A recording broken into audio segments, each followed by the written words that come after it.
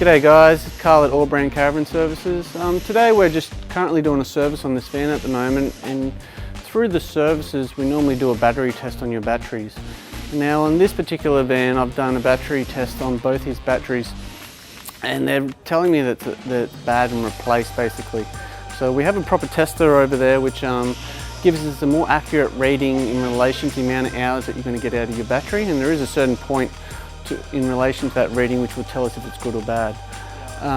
But what we're going to do with this customer is we're going to replace both his batteries because he's requested that, and we've found that the batteries are dropping really quickly.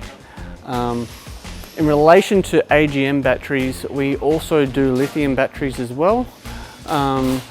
We do installations for lithium batteries and all the other stuff that comes with them, such as the BCDC chargers and the 240 volt chargers as well. So if you have any questions, just give us a call and we'll be able to help you out. Thanks.